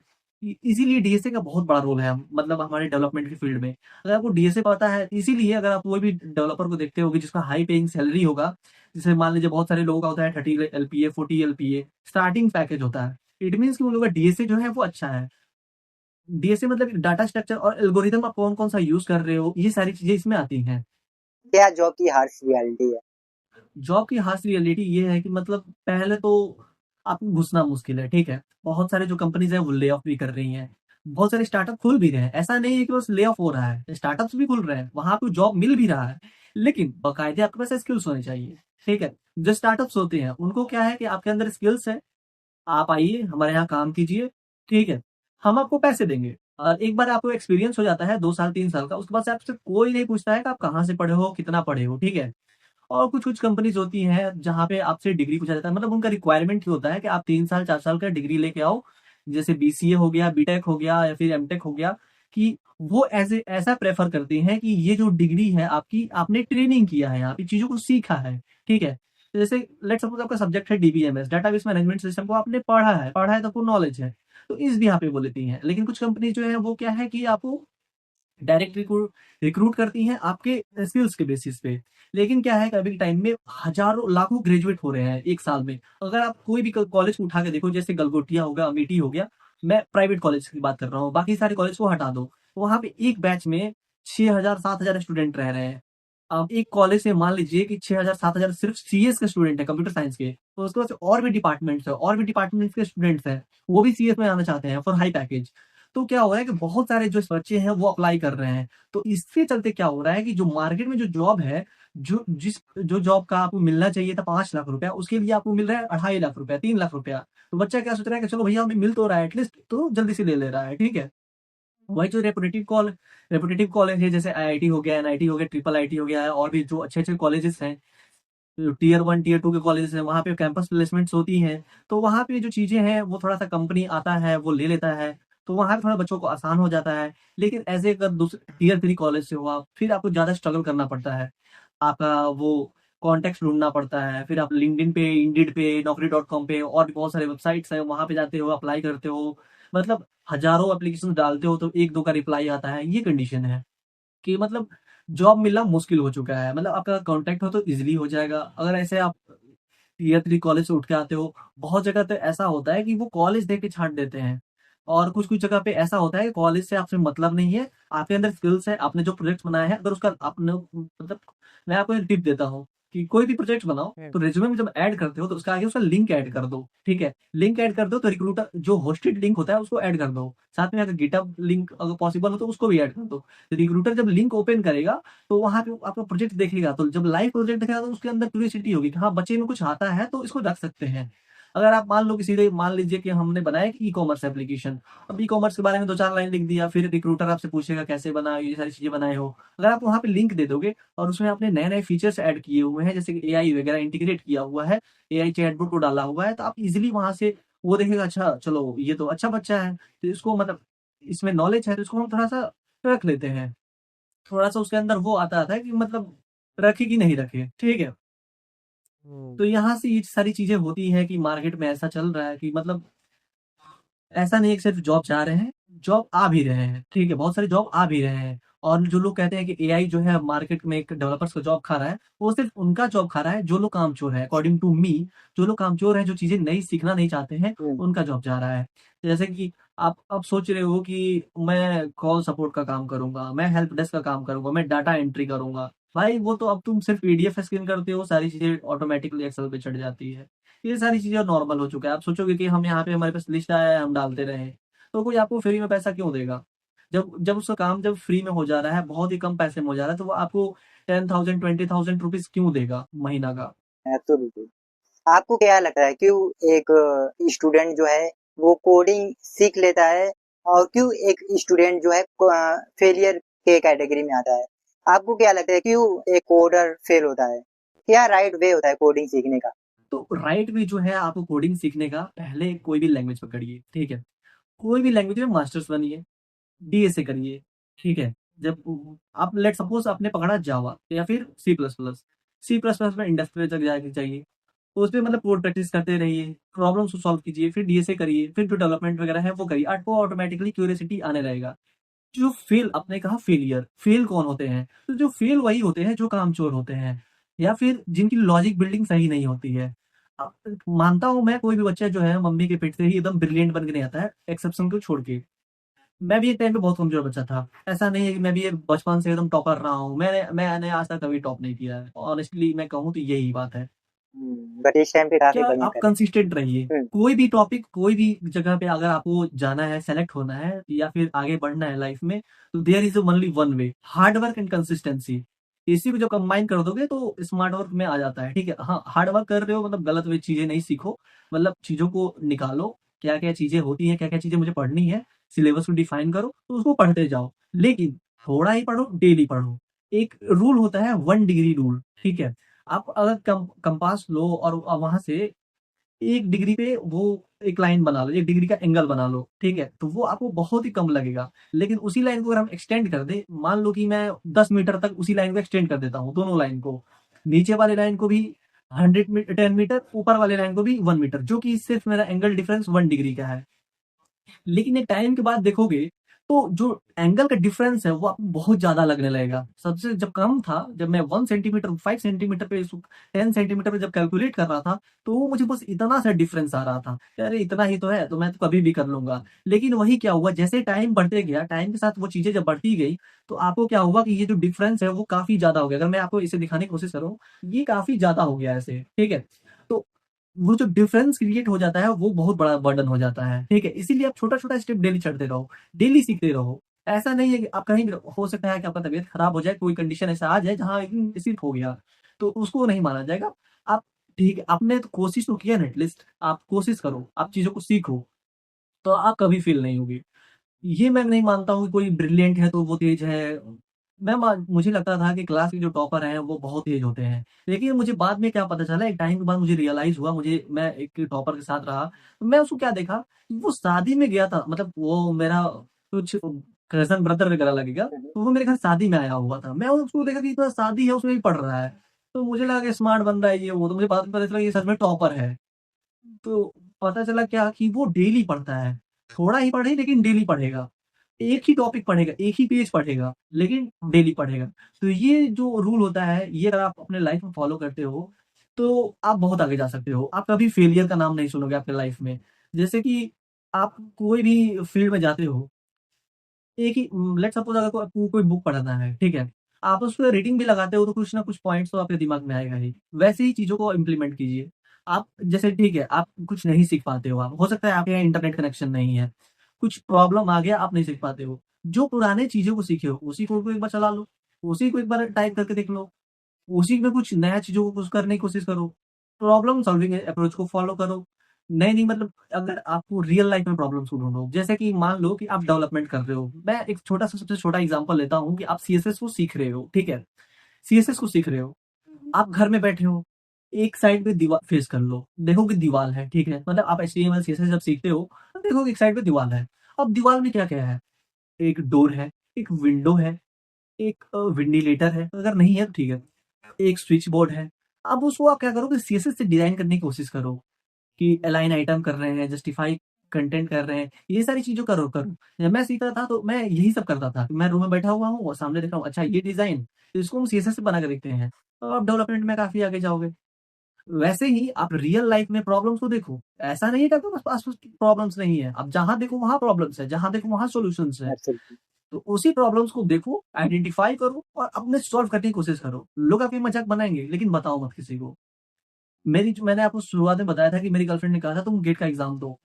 उसने एक बात मुझे साथ में और कहा था, ये कि कभी भी तुम अपने प्लान के बारे में मतलब ये मत बताना कि तुम क्या कर रहे हो। हाँ, जो तुमको दिक्कत है वो डिस्कस करो कि ऐसा होता है क्या? मतलब ऐसे करके कि अच्छा मतलब ऐसा हो रहा है क्या? हमको नहीं पता है। ऐसे पूछने की कोशिश करो, हमेशा सीखने की कोशिश करो, कभी ईगो मत रखो अपना। मतलब बहुत सारे लोगों का होता है कि मैं ये चीज़ जानता हूँ, तो मेरे अंदर ईगो है।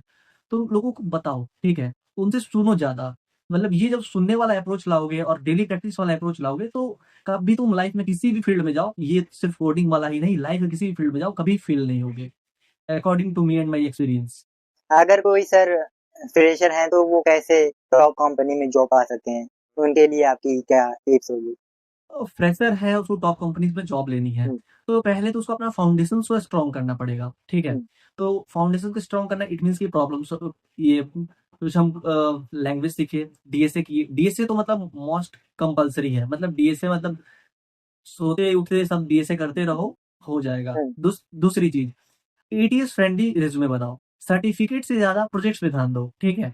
सर्टिफिकेट थोड़ा बहुत कम भी रहेगा, सर्टिफिकेट लो तो रेपुटेटिव कंपनी से जो जैसे कि एडब्ल्यूएस एज़्योर हो गया, ये सारे जैसे सिस्को का कुछ सर्टिफिकेट हो गया, अमेज़न का हो गया, ठीक है? तो वहाँ से पहले ब्रांडेड सर्टिफिकेट लो जिसका मतलब हाँ, मार्केट में कुछ वैल्यूज़ हैं, ठीक है? और दूसरी चीज़ कि सर्टिफिकेट से ज़्यादा प्रोजेक्ट्स पे दो। आप प्रोजेक्ट्स ऐसे मान लो ठीक है, मैं मानता हूँ यू आर ए फ्रेशर, आपको कुछ नहीं आता है, आप टू डू लिस्ट बनाने शुरू करो, टू डू लिस्ट बनाओ, सिंपल सा कैलेंडर बनाओ, कैलकुलेटर बनाओ, चीज़ों को ज़ीरो से स्टार्ट करो। एक अलग पांडे सर का डायलॉग है set t is equal to zero. It means कि टाइम ज़ीरो पे सेट कीजिए और चीज़ों को शुरू कीजिए। हुँ, तो वैसे ही चीज़ों को ज़ीरो से स्टार्ट करो, स्क्रैच से स्टार्ट करो। मानते हैं आपको टू डू लिस्ट बनाने आता है, you are expert in to do list, फिर भी एक बार बनाओ। फिर उसके बाद से कुछ नया अप्रोच लगाओ। चीज़ों को देखो अच्छा ये ऐप ऐसा काम कर रहा है, मैं भी ऐसे बना सकता हूँ। पहले तो प्रोजेक्ट बनाने का रूल ये होता है कि मतलब मैं अपना बता रहा हूँ, मैं अपना जो अप्रोच फॉलो करता था, कॉपी पेस्ट करो। आपका मानते हैं कि आपके अंदर लेट्स सपोज़ एक कैमरा है, आप कैमरा का ऐप बनाना है। तो जैसे आईफ़ोन का कैमरा है, तो आईफ़ोन का मैं हर एक फ़ीचर को कॉपी करने की पहले कोशिश करूँगा, ठीक है? हुँ, तो पहले कोई भी प्रोजेक्ट बनाते हो, तो पहले हर एक फ़ीचर को कॉपी करना सीख जाओ, ठीक है? जब कॉपी करना सीखोगे तो आपको इम्प्लीमेंट करने आएगा। जब इम्प्लीमेंट करने आएगा तब आप नए चीज़ों को बना सकते हो, ठीक है? मान लीजिए कि आपको नोटिफ़िकेशन पैनल देना है, ठीक है? एक कूल सा नोटिफिकेशन पैनल देना है। आप किसी ऐप में देखे थे कि ऐसा-ऐसा हो रहा है, आप अपना ऐप बना रहे हो, वो फीचर को उसमें डाल सकते हो, ठीक है? तो ऐसे आप प्रोजेक्ट्स बनाओ, तो उसके बाद से जो ट्रेंडिंग टॉपिक्स चल रही हैं, उसको सीखो, तो उसके बाद से अप्लाई करो। तो जो आपका रिज़्यूमे है, वो एटीएस फ्रेंडली होना चाहिए। बहुत सारी वेबसाइट्स हैं, जहाँ पे एटी अपना रिज़्यूमे डालोगे, वो एटीएस फ्रेंडली बता देगा कितना उसका स्कोर है। मैं सजेस्ट करूँगा कि आपको अगर रिज़्यूमे बनाना है तो हैकर रैंक रिज़्यूमे लिखोगे, तो वो एक आ जाता है वेबसाइट जहाँ पे अपने डिटेल्स भर दो, वो एक बढ़िया एटीएस फ्रेंडली रिज़्यूमे बनाता है। लगभग उसका जो स्कोर है वो 70 टू 95 के बीच में चला जाता है, ठीक है? तो वहाँ से रिज़्यूमे वगैरह बनाओ। चीज़ों को अगर आपका कनेक्शन है तो बहुत अच्छी बात है। और दूसरी चीज़ कि कॉन्टेक्स्ट ज़्यादा बनाओ। लिंक्डइन पे मतलब कॉन्टेक्स्ट ये रिक्वेस्ट भेजो, फिर वहाँ पे लोगों को मैसेज करो कि भैया मैं ये जानता हूँ। जो आपके प्रोजेक्ट्स हैं वो लिंक्डइन पे शेयर करो। आपने क्या किया वो लिंक्डइन पे शेयर करो। जैसे कोई रिक्रूटर होगा आपको देखेगा, अरे ये बंदे में तो दम है, डेली कंसिस्टेंट है, चीज़ों को बनाता है, अच्छा अप्रोच भी लगाता है। लेट्स सपोज़ आपने एक प्रॉब्लम सॉल्व किया, उस प्रॉब्लम के बारे में बताओ कि मैंने इस प्रॉब्लम को इस मेथड से सॉल्व किया। ऐसी-ऐसी चीज़ों को पोस्ट करो। दूसरी चीज़ और की कि ओपन सोर्स में कंट्रीब्यूट करो। हो सकता है कि आप किसी अच्छे कंपनी में ओपन सोर्स में कंट्रीब्यूट करते हो, कहीं अच्छी जगह पे, उसको अपने रिज़्यूमे में मेंशन करो। वहाँ पे जो आपको एक्सेप्ट कर लेते हैं, तो अपने रिज़्यूमे में मेंशन करो कि मैंने यहाँ पे ओपन सोर्स में कंट्रीब्यूट किया था। वो भी आपका बहुत इंपॉर्टेंट रोल प्ले करता है। और जो ये सब होता है कि मतलब आई एम एंथुसियास्टिक, ये सब चीज़ें जो रिज़्यूमे में भर देते हैं और एकेडमिक्स के बारे में सिर्फ़ भर देते हैं, तो उसको थोड़ा कम भरो। जो प्रोजेक्ट है उसको ज़्यादा अच्छे से करो। लिंक ऐड कर दो प्रोजेक्ट का। ये सारी चीज़ों को फ़ॉलो करो, बेसिक सी चीज़ें हैं, जो ट्रेंडिंग टॉपिक्स हैं उसको सीखो, डालो, इम्प्लीमेंट कर रिज़्यूमे में डालो, इम्प्लीमेंट करो, तो चीज़ें आसान हो जाएँगी आपके लिए। करेक्ट। आप क्या एआई टूल्स यूज़ करते हैं जो आपके लिए बहुत ही ज़्यादा बेनिफिशियल रहा हो और जो आप चाहेंगे कि रिकमेंड करना एक डेवलपर को? एआई टूल्स जो है बहुत सारे मार्केट में हैं, तो मैं पर्सनली यूज़ करता हूँ टैब 9 को, ठीक है? ओके। एक है TABNINE, जो आपको गिटहब पे ये वीएस कोड पे मिल जाएगा। मैं पर्सनली उसको रिकमेंड करता हूँ, मैं पर्सनली उसको यूज़ करता हूँ क्योंकि उसमें मेरा जो इनिशियल फेज़ में जब मैं प्रोजेक्ट बनाता था, तब इसका ज़रूरत पड़ता है, कॉपी पेस्ट के लिए नहीं। हुँ। जब प्रोजेक्ट्स बनाओगे तो ये आपका बहुत हेल्प कर देता है। या फिर थोड़ा-सा एक्सपीरियंस हो गया तो आपको पता है सारी चीज़ें, तो आप वहाँ से भी यूज़ कर सकते हो। या फिर गिटहब कोपायलट हो गया, या फिर रेपलेट हो गया। और भी अगर आप इंटरनेट पे सर्च करते हो तो बहुत सारे एआई टूल्स मिल जाएँगे, नए-नए एआई टूल्स आते हैं और चैट जीपीटी तो हमारा फ़ेवरेट है ही। हुँ। तो ये सारी चीज़ों को आप यूज़ कर सकते हो एज़ अ डेवलपर। सर आपने काफ़ी चीज़ें कवर कर दी जो एक डेवलपर के लिए बहुत ही ज़्यादा इम्पोर्टेंट होगा। आप ये बताइए कि इस फ़ील्ड में क्या स्कोप है? कितना अर्निंग किया जा सकता है अगर वो कोई फ्रेशर हैं और अगर कोई टॉपर पहुँच गए हैं तो कितना अर्न किया जा सकता है? इस फ़ील्ड में क्या स्कोप है? तो मेरा जहाँ तक मानना है कि अगर आप इस फ़ील्ड में पैसा का कोई कमी नहीं है, ठीक है? अगर आप फ्रेशर हैं, तो इनिशियली अगर आप किसी भी जॉब में लगते हो, इंटर्नशिप करते हो तो आपको 10 से हज़ार से 25,000 तक मिल जाता है। अच्छे कंपनी से इंटर्नशिप करते हो तो स्टार्टिंग होता है 60,000 70,000 से। पेपाल वगैरह में चलेगा, गूगल में चलेगा, फिर तो 1.5 लाख 2 लाख तक पहुँच जाएगा। सिर्फ़ मैं इंटर्नशिप का बात कर रहा हूँ। अगर आप जॉब पकड़ लेते हो, अगर अच्छी आपको जॉब मिल जाता है, तो किसी-किसी का स्टार्टिंग पैकेज 3 टू 4 करोड़ सा रहा है। क्योंकि बहुत सारे जो ऐसा नहीं है इंडिया में, मैं सिर्फ इंडिया का बात नहीं कर रहा हूँ, ऑल ओवर वर्ल्ड में। क्योंकि यूएस वगैरह में मार्केट में क्या है कि बहुत सारे जो लोग हैं वो स्टार्टअप्स वगैरह पे फॉलो कर मतलब फोकस करते हैं कि मैं अपना बिज़नेस को बिल्ड करूँ। तो भाई उन्हें भी तो लोग चाहिए काम करने के लिए। तो अगर आपके अंदर वो स्किल्स हैं, तो आप बहुत सारा पैसा कमा सकते हो, ठीक है? और जैसे कि मैं अपने रिलेटिव्स को जानता हूँ, 2-3 रिलेटिव्स को, मेरे एक जीजा जी लगेंगे, वो लगभग मतलब 3 से 4 लाख रुपए मंथली उनका है, ये रिमोट जॉब करते हैं। वो डेवऑप्स इंजीनियर करके हैं शायद कुछ। मेरा उनसे थोड़ा कम कॉन्टैक्ट है, बस थोड़ा बहुत मैं उनके बारे में जानता हूँ। ओके। अगर आप डेवलपर हो, अच्छे डेवलपर हो, तो पैसे की टेंशन आपको कभी नहीं लेनी है कि मुझे पैसे की कमी होगी। मतलब इतना रखो कि हाँ, लैम्बोर्गिनी आराम से चला सकते हैं। हुँ। अगर आप अच्छे से हो तो, अच्छे डेवलपर हो तो। हुँ, एग्ज़ैक्टली। आप कुछ मिनी प्रोजेक्ट आइडिया बताना चाहेंगे जो एक डेवलपर के लिए प्रैक्टिस करने में काफ़ी बेनिफिशियल हो? जैसे कि हो गया ना कि आप बहुत सारे फील्ड में अलग-अलग जॉब बना सकते हो। जैसे कि अगर आपको एआई मशीन लर्निंग का हो गया, तो उसमें कुछ एआई पावर्ड रिज़्यूमे वगैरह कुछ बना लो, जैसे वो एटीएस फ्रेंडली हो गया या फिर रिज़्यूमे चेकर हो गया। दूसरा चीज़ कि चैटबॉट बनाओ, मतलब ये सब जो है इनिशियल प्रोजेक्ट्स हैं। या फिर एक होता है फेक न्यूज़ डिटेक्टर कि क्या फेक न्यूज़ है, क्या सही है, ये सब डिटेक्ट करने के लिए वेब और ऐप में जाते हो, तो अटेंडेंस सिस्टम को बना लो कि जैसे कि आप कॉलेज वगैरह में देखते होंगे अटेंडेंस का जो सिस्टम होता है, बायोमेट्रिक वगैरह लगता है, उसके लिए कुछ बना लो, जिसमें फेस रिकॉग्निशन का फीचर हो। College event check in app बना लो। ये सारी चीजें छोटी छोटी एप्लीकेशंस हैं, जैसे कि सर्वरलेस फाइल शेयरिंग एप्लीकेशंस बना लो। और जैसे कि मीम्स अभी सुन देख रहे हो कि बहुत सारा ज्यादा, ठीक है, तो एआई मीम जनरेटर बना लो। और छोटे छोटे प्रोजेक्ट्स में आपको बनाना है तो जैसे कि कोई भी स्पॉटिफाई वगैरह हो गया, तो उसी की जैसे कुछ कुछ अपना बना लो। मिनी प्रोजेक्ट्स में ज्यादा कुछ नहीं बताता, मतलब बहुत सारे ऑप्शंस हैं हमारे पास। अगर मेजर प्रोजेक्ट में आते हो तो मतलब मिनी में ही ऐड कर लो। तो इसको एक छोटा सा ई कॉमर्स प्लेटफॉर्म बनाए जिसमें हमारा पेमेंट इंटीग्रेटेड हो, तो इसमें एक छोटा सा एआई चैटबॉट डाल दो। ये सारी चीजों को आप बना सकते हो।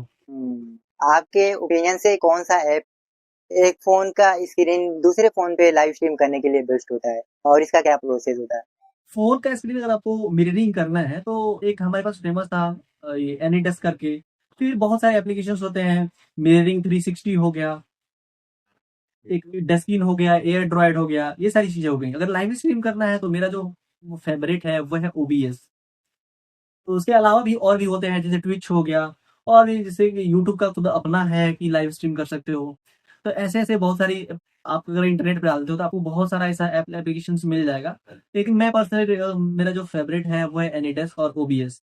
मैं इन सबको यूज करता हूँ। अभी तो जैसे कि गूगल मीट में भी फीचर आ गया है स्क्रीन शेयर करने का, और व्हाट्सएप पे भी स्क्रीन शेयर कर सकते हो। और सर इसका क्या प्रोसेस होता है? बस सिंपल सा एक की जनरेट होता है, वो की को उसमें डाल दीजिए दूसरे फोन में, और वहां पे एक्सेस दे दीजिए, हो गया। अच्छा सर, इंग्लिश की काफी हाइप बनी हुई है। मैंने भी काफी मेरे फ्रेंड्स हैं जो इंग्लिश सीखते हैं, जो आईटी सेक्टर से बिलोंग करते हैं। आपके ओपिनियन से इंग्लिश बहुत ज्यादा कंपलसरी है आईटी सेक्टर में जाने के लिए? अगर वो अपना कैरियर ग्रो करना चाहते हैं तो इंग्लिश का क्या रोल होता है आईटी सेक्टर में? देखिए, कम्युनिकेशन, इंग्लिश क्या है, एक लैंग्वेज है जो कि एक दूसरे से कम्युनिकेट कराता है, ठीक है। तो आईटी सेक्टर में जाओगे तो आपको हिंदी में जो कहानियां हैं वो खत्म हो जाती हैं, ठीक है। इसीलिए इंग्लिश आपको आना चाहिए। अगर आप टूटा फूटा भी इंग्लिश बोलते हो तो उसको ट्राई करो इम्प्रूव करने का। लेकिन जो बात रहा क्या ये कंपलसरी है, तो हाँ, थोड़ा तो कंपलसरी है। मतलब बाई चांस ही मतलब होगा कहीं जहाँ पे हिंदी में बात होता होगा, नहीं तो वहाँ पे मोस्ट ऑफ द हर एक चीज को आपको इंग्लिश में करना है। आपको ईमेल इंग्लिश में लिख के भेजना है, आपको प्रॉपर फॉर्मेट होना चाहिए। कोई भी आप रिपोर्ट तैयार करते हो इंग्लिश में लिख के भेजना है। आप क्लाइंट से बात करते हो, लेट सपोज आपका प्रोजेक्ट मैनेजर है, आपको बोल दिया कि जाओ क्लाइंट से मीटिंग करो, चीजों को समझाओ। अब जाके वहां पे आप हिंदी बोल रहे हो तो नहीं ना होगा। हमारा जो कंट्री है डाइवर्स कंट्री है, या फिर आप यूएस का क्लाइंट है, तो उसको तो हिंदी नहीं आता है, हिंदी तो नहीं आता है। मान लो कोई साउथ इंडिया से आया है, उसको तेलुगु आता है, ही डजंट नो हिंदी।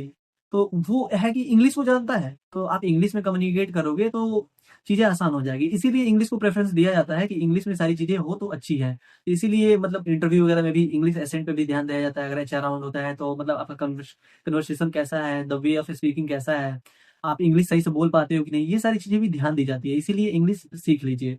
ये बेसिक स्किल्स होती है, डेली लाइफ में बोलना शुरू करोगे। अब लोग कहते हैं कि जैसे इंग्लिश मूवी देखो अब सीख जाओगे, ठीक है, मैं इंग्लिश मूवी से आपका एसेंट सही होगा, आप बोलना नहीं सीखोगे।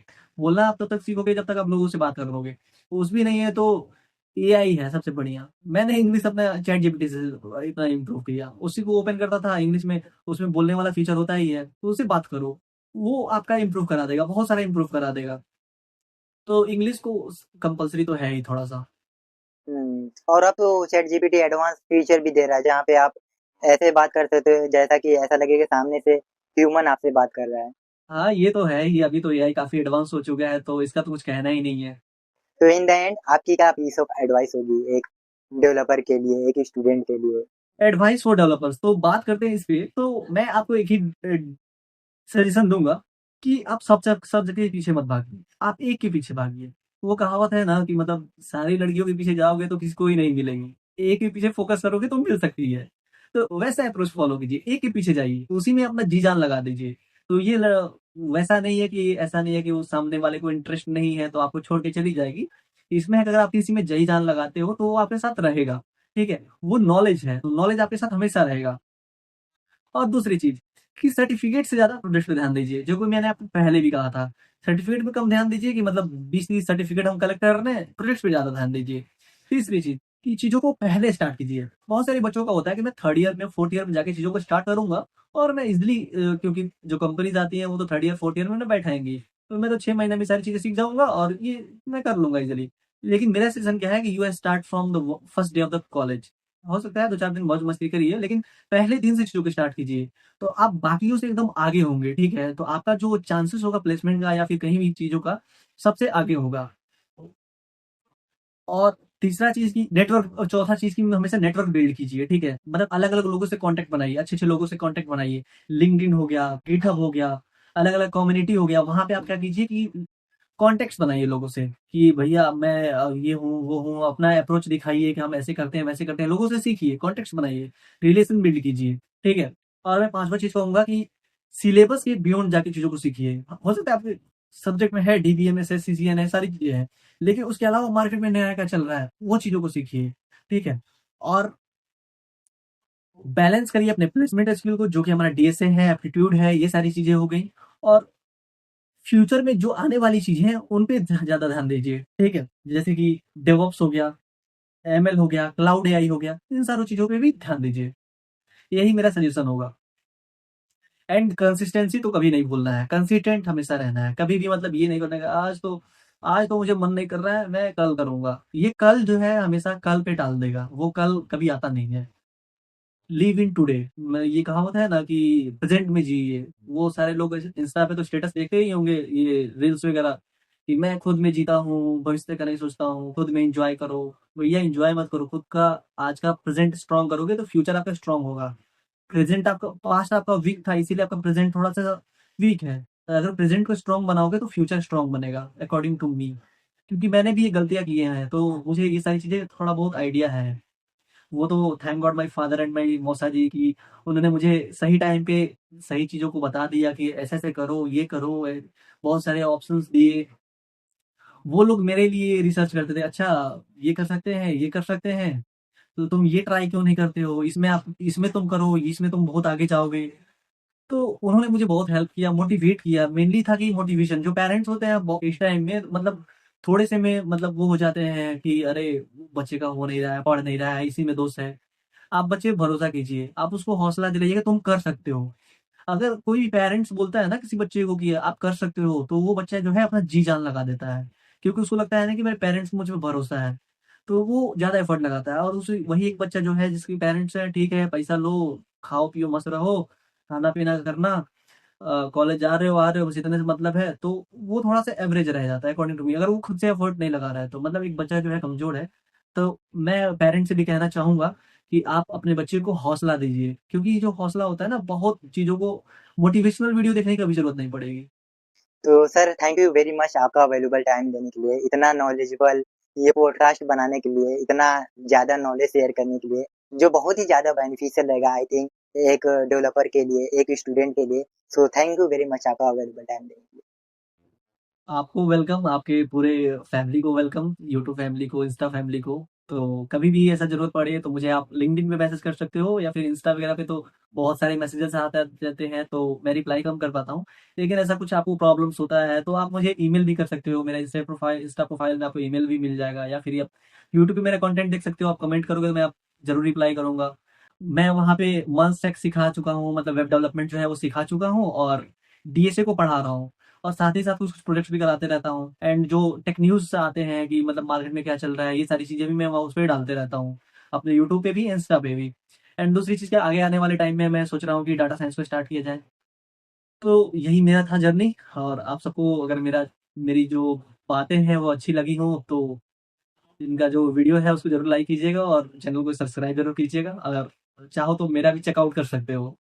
और सर का चैनल की लिंक मैं डिस्क्रिप्शन में दे दूँगा, जहाँ से आप सर का चैनल विज़िट कर सकते हैं और वो बहुत बढ़िया-बढ़िया चीज़ें सिखा रहे हैं। आप सीख सकते हो और अपने करियर में ग्रो कर सकते हो।